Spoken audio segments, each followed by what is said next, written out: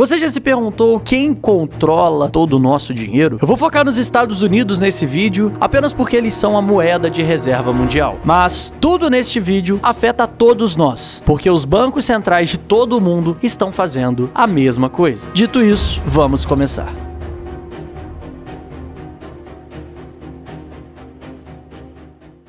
Em todo o mundo hoje, vemos bancos centrais imprimindo dinheiro. Então aqui está uma pergunta. Somos informados há muito tempo que o dinheiro é difícil de encontrar. Devemos estudar para trabalhar toda a nossa vida para ganhá-lo. Como, então, todo esse dinheiro pode vir de repente, do nada? Como o dinheiro é criado? Quem vai pagar de volta? O que exatamente tudo isso significa e o que vai acontecer a seguir? Neste episódio, vamos explorar as 3 maneiras pelas quais o dinheiro está sendo criado e algumas das consequências que ocorrerão. Também vou mostrar as verdadeiras origens da desigualdade de riqueza e se você assistir esse episódio até o fim, deve ter uma ideia completa do que está acontecendo hoje. É importante que as pessoas saibam. Estou apenas tentando ajudar com isso. Esta jornada começa bastante simples, mas no final você começará a ver a insanidade do que estamos lidando.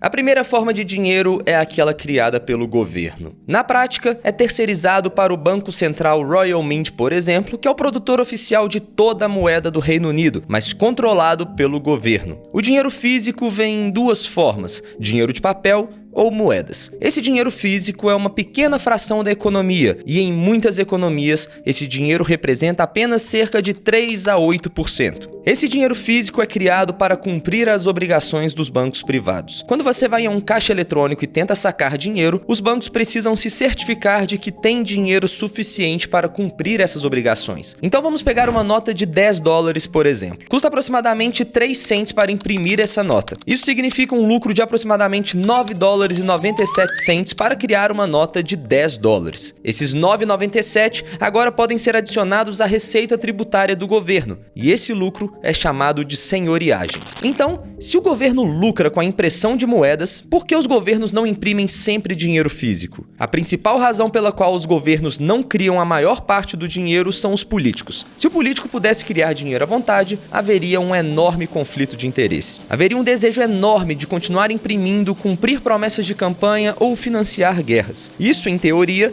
destruiria a moeda pela impressão excessiva, causando uma desvalorização enorme. Quanto mais dinheiro você tiver em circulação, menos valerá a pena. E esse é o ponto-chave.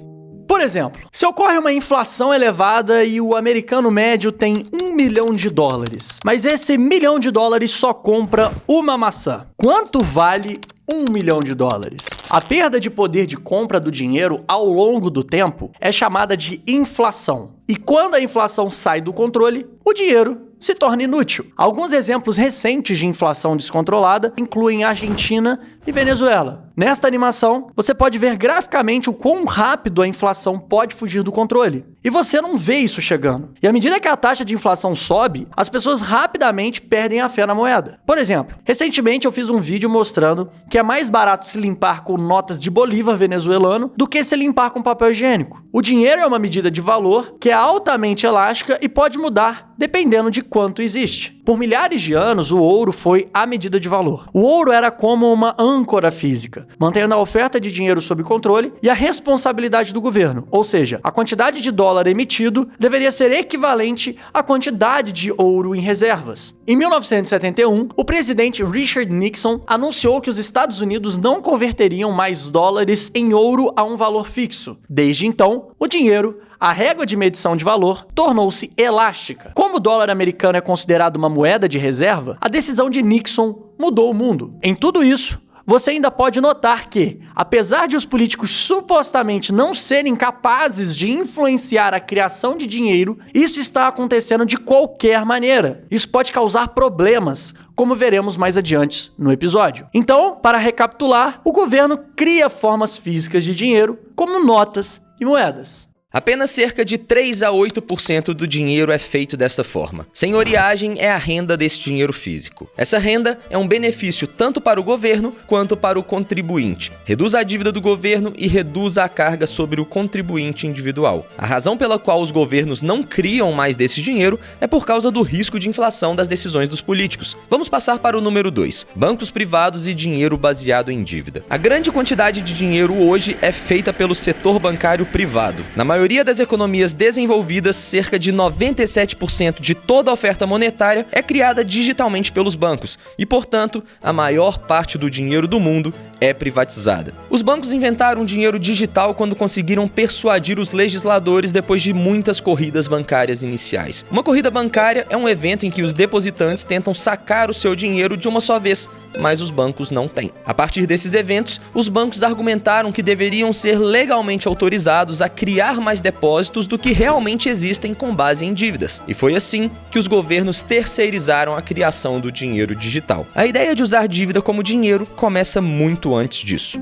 Vamos dar uma pausa para os comerciais. Da mesma forma que controlam o seu dinheiro, hoje as redes sociais controlam aquilo que você vai consumir. Se você é produtor de conteúdo, você sabe que está ficando cada vez mais arriscado depender 100% das Big Techs, como Facebook e Google, que é a dona do YouTube. A qualquer momento, elas podem simplesmente acabar, falir ou até mesmo deletar o seu perfil caso você quebre alguma das diretrizes. Por isso, é mega importante você ser um onipresente digital, ou seja, estar presente na maior quantidade de canais possíveis. E muitas pessoas não se preocupam em ter o próprio site. O site é o seu território e nele quem manda é você. Você pode criar o seu site hoje e agora. Basta contratar antes um serviço de hospedagem. E nós do Aurum recomendamos a Hostinger, a assinatura que sai por apenas R$ 12,99 por mês e vai garantir SSL vitalício para a proteção dos dados do seu site, um domínio e proteção DDoS. A Hostinger é a escolha de milhares de clientes satisfeitos e caso você tem alguma dúvida, eles possuem um suporte 24 horas por dia, todos os dias da semana, para te ajudar com o que for necessário. Clique no link da descrição e com o nosso cupom AURUM10 você ganha 10% de desconto.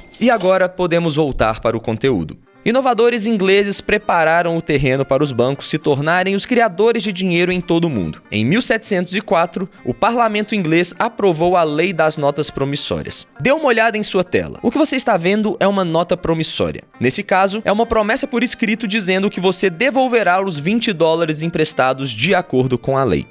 Este pedaço de papel custava apenas $20. Hoje digitalizamos esse acordo e o chamamos de dívida, se ajudar. Sempre que digo dívida nesse episódio, você pode pensar nesse pedaço de papel, lembrando que vale tanto quanto dinheiro. Ok, assim, os bancos vão autorizar poder usar essas notas de dívida para circular como dinheiro. A partir desse ponto, os bancos estavam livres para criar e destruir dívidas e, portanto, dinheiro deles mesmos. No mundo moderno, como você vê, a economia do mundo inteiro é baseada nessas promessas. Vamos dar uma olhada em como funciona hoje. Quando você vai a um banco para pedir dinheiro emprestado, a licença bancária dá a esse banco a capacidade de criar dinheiro toda vez que emitir um empréstimo. Eles fazem isso através do sistema de dupla contabilidade, que é quando é transferido de um lugar para o outro. Não é nem ganho e nem perdido. Por exemplo, se você comprar uma casa de $500 mil, o banco criará $500 mil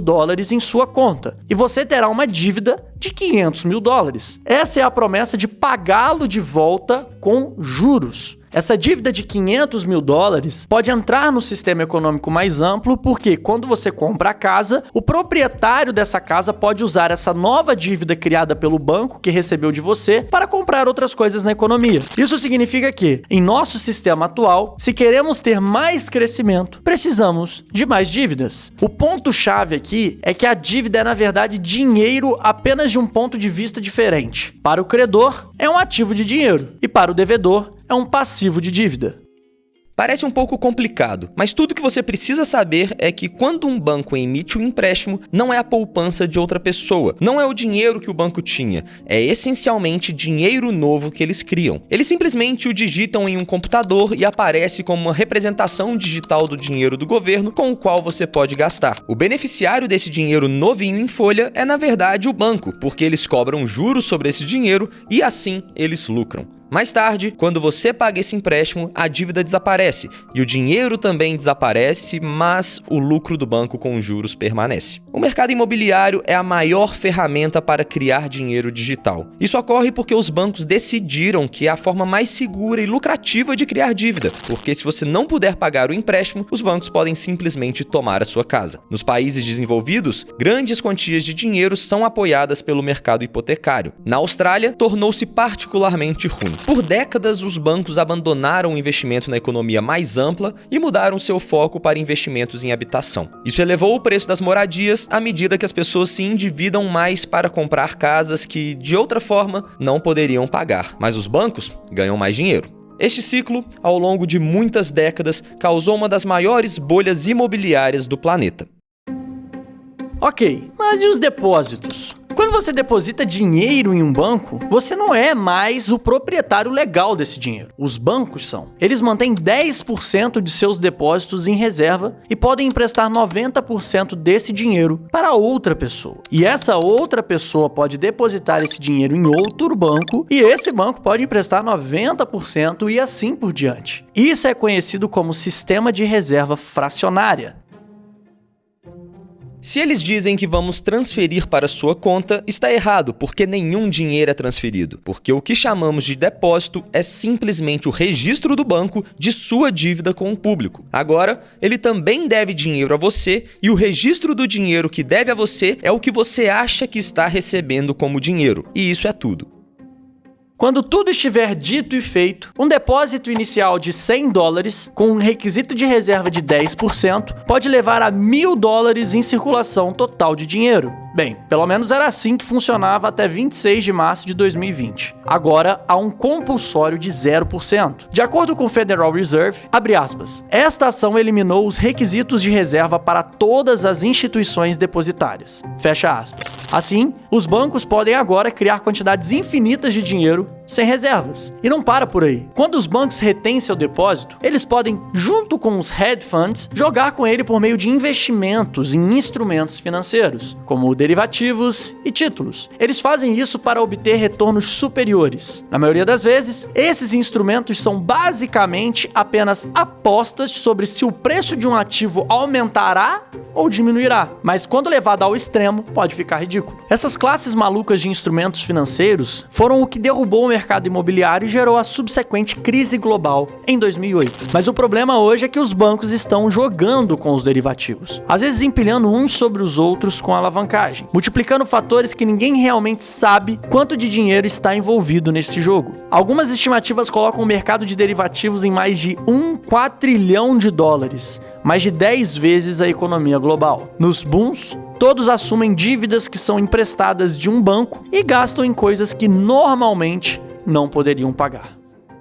Como você verá em breve, temos que pagar essas dívidas. Todo o dinheiro que está sendo criado é como aquele pedaço de papel que vimos com a promessa nele. E nós assinamos isso. Nós vamos pagar isso de volta através dos impostos, nós e nossas futuras gerações. É importante notar que os governos não apoiam realmente as pessoas. São as pessoas que apoiam os governos através da tributação. A tributação e o comércio são as duas principais maneiras pelas quais os governos podem arrecadar dinheiro. Esse dinheiro arrecadado é usado para pagar os empréstimos do Banco Central com juros. Assim, quando os governos usam os bancos centrais para socorrer os bancos privados pelo comportamento de risco, os governos ficam com a dívida que eventualmente terá que ser paga pelos contribuintes no futuro. Então, para recapitular, os bancos privados criam a grande maioria do dinheiro, cerca de 97% dele, e o fazem criando empréstimos, que são dívidas. Esse processo é tão simples quanto digitar números em um computador. Os bancos podem, até certo ponto, gastar e apostar os depósitos dos consumidores, uma vez que os possuem legalmente. Os bancos são apoiados pelo Banco Central, criando um risco moral, e isso nos leva à forma final e mais insana de criação de dinheiro. Banco Central. Dinheiro digital. A terceira forma de dinheiro é a flexibilização quantitativa ou QE. A flexibilização quantitativa é uma nova forma de dinheiro que foi inventada pelo Banco Central japonês em 1989. Mais tarde, foi popularizada pelo Federal Reserve nos Estados Unidos durante a crise de 2008, que é onde um banco central cria dinheiro para emitir empréstimos diretamente ao setor bancário, grandes corporações e, mais recentemente, ao público. É uma forma de inundar a economia em momentos de eventos extremos, como a crise financeira de 2008 e Covid-19. Como resultado disso, os balanços do Banco Central ficaram completamente fora de controle para sustentar a economia um pouco mais. Em 2008, durante a crise, e a primeira vez que isso foi tentado fora do Japão, o resgate de 700 bilhões do QE foi muito controverso. Pensava-se que era um cenário de emergência único, mas na década seguinte, o Fed não conseguiu reverter isso. Para dar uma ideia de quão significativo tudo isso foi, demorou desde a fundação dos Estados Unidos em 1776 até 2008 para a nação atingir menos de 1 trilhão em dívidas. Em 2014, esse número havia se expandido para 4,4 trilhões. E desde o início da pandemia do Covid, 3 trilhões foram adicionados no período de 3 meses. Agora, o Banco Central dos Estados Unidos está criando centenas de bilhões de dólares em poucas horas. Parece ter menos efeito à medida que continua. Então, como esse dinheiro entra no sistema? Os bancos centrais usam seu dinheiro mágico para comprar a quantidade equivalente de títulos do governo. Eles fazem isso por meio do mercado de títulos, que existe para emprestar dinheiro a corporações ou governos. Embora o mercado de ações seja mais divulgado, o mercado de títulos é, na verdade, maior. Então, o que é um título? É basicamente o mesmo que dívida, mas é emitida por um governo ou corporação. Os bancos centrais que não têm poupança podem criar dinheiros para comprar esses títulos. Então isso é uma questão importante. Um banco central pode falir? Bem, de acordo com o Banco Central Europeu, que publicou um artigo em 2016, os bancos centrais estão protegidos da insolvência devido à sua capacidade de criar mais dinheiro. Se você acha que isso soa um pouco injusto, apenas espere. Os governos em nossa situação atual estão presos entre uma rocha e um lugar difícil. Eles não podem arrecadar dinheiro sem aumentar os impostos, mas devem trilhões para os bancos centrais. A esperança é que o dinheiro emprestado possa impulsionar a economia, mas algo mais está acontecendo. Quando os bancos centrais compram títulos concedidos pelo governo ou por empresas, eles podem acabar possuindo muito dos ativos do mundo. Por exemplo, o balanço do Banco Central japonês é maior que todo o PIB do Japão. Eles possuem 80% de seu mercado de ações. Isso mesmo, o Banco Central do Japão é o maior acionista de seu mercado de ações. Já o Banco Central Suíço possui 90 bilhões de dólares em ações americanas, incluindo Apple,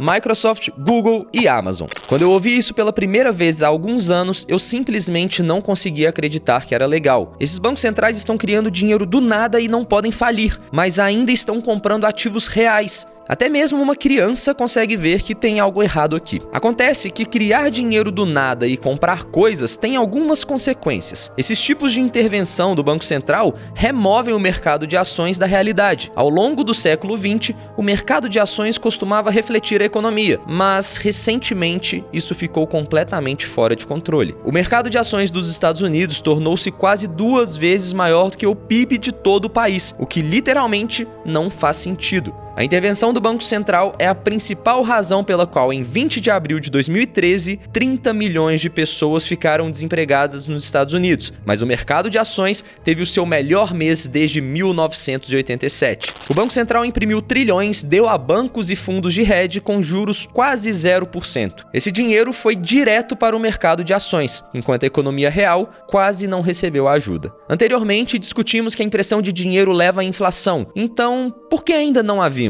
Bem, nós vimos. Vimos a inflação globalmente nos preços de habitação e nos mercados de ações. O dinheiro impresso acaba em todos esses ativos, elevando os preços.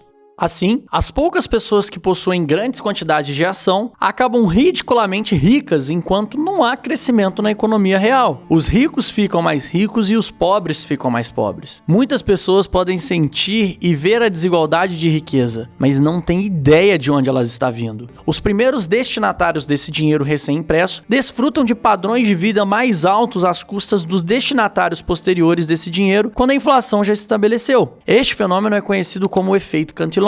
Especialistas acreditam que quando os ricos finalmente começarem a vender suas ações e imóveis para comprar outros ativos em tempos de dificuldades, a velocidade do dinheiro, que é a taxa no qual o dinheiro muda de mãos na economia, começará a aumentar. E é aí que começaremos a ver a inflação real na economia em geral. Há muito mais para isso, mas vou deixar aqui por hoje. Então, para recapitular, os bancos centrais não têm poupança em sua conta. Eles não podem falir, mas podem criar quantias infinitas de dinheiro comprando títulos do governo. Um título é uma troca de dinheiro por uma promessa de que o governo acabaria pagando com juros. Esse dinheiro, eventualmente, deve ser devolvido pelos futuros cidadãos de um país, seja por meio de impostos ou inflação. Então, o que fazemos? É claro que as pessoas por aí perderam seus empregos e precisam de ajuda, embora, na minha opinião, eu acho que imprimir dinheiro seja apenas um band-aid. A verdadeira solução foi no passado, décadas atrás. Sociedades e nações deveriam ter se concentrado na criação de riqueza em vez de habitação excessiva, financiarização e jogos de azar. Ou seja, os bancos deveriam ter feito empréstimos para áreas produtivas da sociedade, pequenas e médias empresas, empreendedores, educação, fabricação, inovação, pesquisa e desenvolvimento, todo esse tipo de coisa. Imagine como seria o nosso mundo hoje se os bancos investissem centenas de bilhões de dólares nesse tipo de coisa, em vez de propriedades ou jogos de azar, ou se o preço de alguma coisa aumentasse ou diminuísse. Imagine que é mais arriscado para os bancos, mas os benefícios levam a mais empregos, mais inovação, melhor concorrência e melhores padrões de vida a longo prazo. Além disso, os governos podem arrecadar mais impostos sobre essas receitas sem necessariamente aumentar os impostos. Esses impostos extras de padrões de vida geralmente mais altos podem ser gastos em programas sociais para ajudar aqueles que realmente precisam. Você pode imprimir dinheiro, mas não pode imprimir riqueza. Mas focar na criação de riqueza e produtividade leva tempo, esforço e trabalho duro. E parece que hoje as pessoas não têm apetite para isso. E francamente é tarde demais para essa opção. Se nos concentrássemos em financiar a criação de riqueza antes do Covid, todas as nossas economias seriam muito menos frágeis. A maioria dos indivíduos e empresas teria uma quantidade saudável de economias para sobreviver, como no final do século XX. Mas por enquanto, teremos que lidar com as consequências de um sistema frágil. Então o que vai acontecer a seguir? Na minha opinião, acho que tudo isso vai levar a algo muito grande e desagradável na próxima década. Não sei como será, mas pode envolver grandes quantidades de inflação e crescimento econômico lento, uma situação conhecida como estagflação. Isso aconteceu na década de 1970, mas dessa vez pode ser muito pior devido ao excesso de dívidas com o efeito adicional da instabilidade social. A visão dominante é que, eventualmente, o mundo perderá a fé no dólar americano, embora alguns macroeconomistas pensem que o dólar americano pode realmente aumentar de valor à medida que as outras nações tentam vender seus bens ou trocar moedas em queda pelo dólar americano, porque é o mais limpo da economia de um mundo de economias em queda. Isso é chamado de teoria do milkshake do dólar. Algumas pessoas pensam que as stablecoins digitais serão capazes de resolver muitos problemas. Há outros que ainda argumentam que as nações podem imprimir quantias infinitas de dinheiro desde que continuem produzindo bens suficientes para pagar os juros da dívida que o governo deve aos bancos centrais. O argumento aqui é que a dívida, na verdade, nunca precisa ser paga, apenas os juros. Isso é chamado de teoria monetária moderna. Não posso comentar se isso vai funcionar ou não. Acho que ninguém pode, porque isso nunca foi testado antes. Mas não posso deixar de pensar que isso parece outra solução frágil. Pequenas comunidades na Venezuela e uma pequena cidade na Itália tomaram o poder de volta e acabaram de emitir a sua própria moeda. Em suma, quem sabe o que vai funcionar?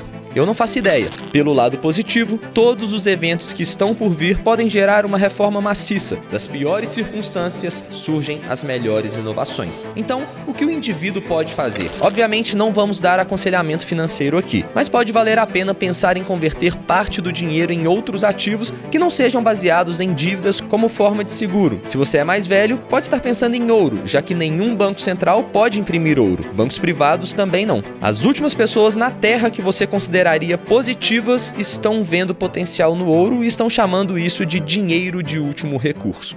Mesmo outros bancos centrais, como China e Rússia, estão comprando ouro em quantidades recorde há anos. Acho que eles entendem o que está prestes a acontecer. Se você é mais jovem, pode se sentir atraído por criptomoedas. Os governos e o sistema bancário estão começando a levar a tecnologia a sério agora. Se você for mais ousado, pode jogar o jogo dos bancos centrais contra eles. Estude e invista nos ativos que você acha que eles farão subir de preço. Em última análise, não posso dizer o que fazer aqui. Você tem que pensar por si mesmo e pesquisar para descobrir o que você acredita ser o melhor. A forma como o dinheiro é criado e o sistema bancário em geral parece uma loucura. E as pessoas começaram a perceber que o sistema não está mais funcionando. O sistema monetário está tão arraigado e tão difundido que se torna invisível para ver. Ninguém nunca questionou isso. Quando as coisas começaram a dar errado, eles apontaram para as coisas que eram visíveis, coisas que parecem problemas, questões superficiais que você pode ver e entender. Olhando para a superfície, alguns apontariam o dedo para o capitalismo, mas é preciso cavar muito mais fundo. E quando você faz isso, você pode ver que é uma mistura infeliz e prematura de financiarização extrema do sistema baseado em dívida, riscos morais e um efeito Cantillon desenfreado que está causando extrema fragilidade e cada vez maiores desigualdades de riqueza. Esse foi o vídeo de hoje, espero que tenham gostado. Deixem sugestões nos comentários para os próximos vídeos, se inscreva no canal e até a próxima.